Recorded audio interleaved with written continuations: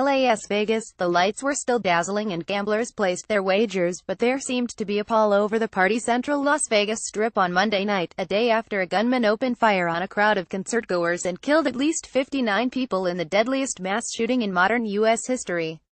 The vibe, it's different, Las Vegas resident Duranda Gonzalez, 28, said after snapping a selfie in front of Bellagio Resort Casino. It doesn't feel sad. It feels, I don't know, lonely.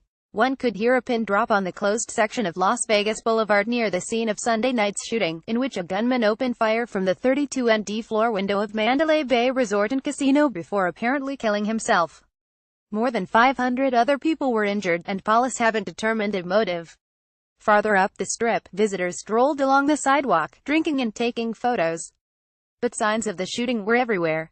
The digital display at Mandalay Bay showed a number that people could call to locate loved ones. Paris Las Vegas Hotel Casino had a pink heart with the strip skyline and the hashtag #VGastrong.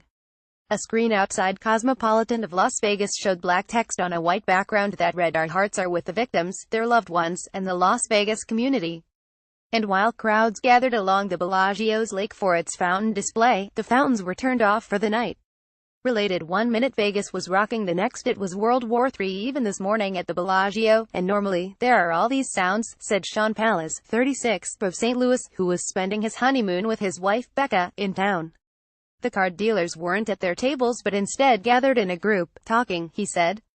It's like everything had stood still, Pallas said. On a pedestrian bridge north of the closed-off section of Las Vegas Boulevard, overlooking a largely empty thoroughfare with police cars flashing lights in the distance, some visitors brought flowers or small candles. Scott Stone, 53, who moved to Las Vegas almost 1.5 years ago, contemplated the scene.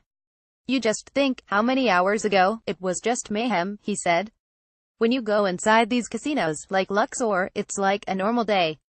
Related stories of heroism emerge after Las Vegas massacre. Staff at some casinos said security had been increased after the shooting.